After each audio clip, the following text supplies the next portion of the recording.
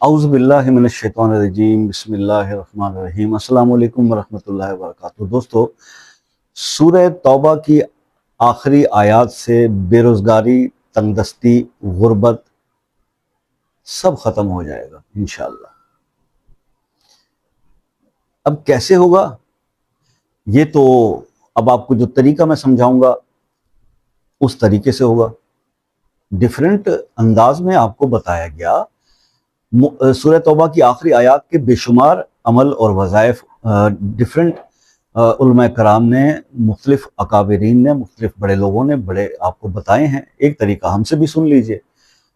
جس طریقے سے میں آپ کو یہ سمجھانے جا رہا ہوں، اگر آپ اس طرح سے کرتے ہیں تو ان آیات کی پاور سے تو آپ کو کوئی انکار نہیں ہے نا، لیکن اگر آپ طریقہ کار یہ رکھتے ہیں تو پھر معجزات آپ خود دیکھ لیں گے اپنی آنکھوں سے کہ بے روزگار لوگوں کے لیے بھی اس میں سکھ ہے، تنگ دست لوگوں کے لیے بھی اس کے اندر آرام ہے، اور غربت کی سطح سے جو نیچے جو لوگ آ گئے ہیں اور فاقوں پہ حالات چل رہے ہیں، ان کی زندگی میں بھی بہاریں آ جائیں گی اس عمل کے ساتھ۔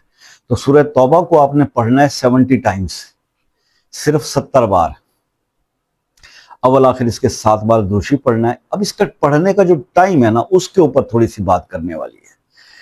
دیکھیے، فجر کی نماز جب ہو جاتی ہے، آپ اپنے تسبیحات پڑھ لیتے ہیں، اپنی تلاوت کر لیتے ہیں، سب کچھ کر لیتے ہیں، اور جب سورج طلوع ہوتا ہے، ہلکا ہلکا جب سورج نکل آتا ہے، دکھنے لگ جاتا ہے، اس ٹائم پہ آپ سورج کے سامنے، یعنی سورج کو دیکھتے ہوئے اگر آپ یہ عمل کرتے ہیں تو اس کا کمال کا رزلٹ ہے، کمال کا رزلٹ ہے، سوچ سے بھی آپ کے باہر ہے کہ سورج کو دیکھتے ہوئے 7 بار آپ درود ابراہیمی پڑھ لیں، 70 بار آپ سورہ توبہ کی آخری 2 آیات پڑھ لیں، لَقَدْ جَاءَكُمْ رَسُولٌ مِّنْ أَنفُسِكُمْ، اس سے۔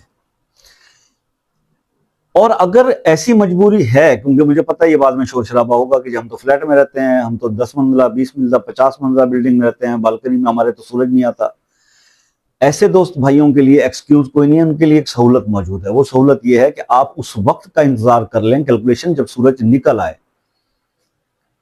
جب سورج نمودار ہو جائے تو آپ اپنے فلیٹ میں یا کمرے میں رکھ کے وقت کا تعین وہی ہو، سورج ایسا نہ ہو سورج بھی نکلا نہیں اور آپ نے کر لیا، اس ٹائم پہ کریں گے تب بھی آپ کو انشاءاللہ اس کے اثرات ملیں گے۔ یہ کلیئر ہو گیا؟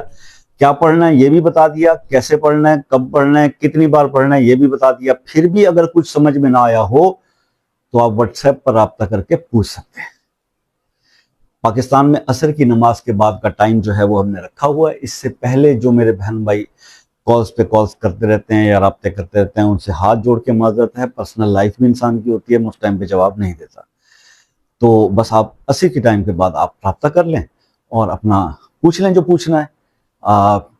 زندگی رہی، اب دعاؤں میں آپ سے یہ ریکویسٹ کرتا ہوں کہ دعاؤں میں یاد رکھیے گا۔ زندگی رہی تو نیکسٹ ویڈیو میں ملاقات ہوگی، تب تک کے لیے اجازت دیجیے، اللہ حافظ۔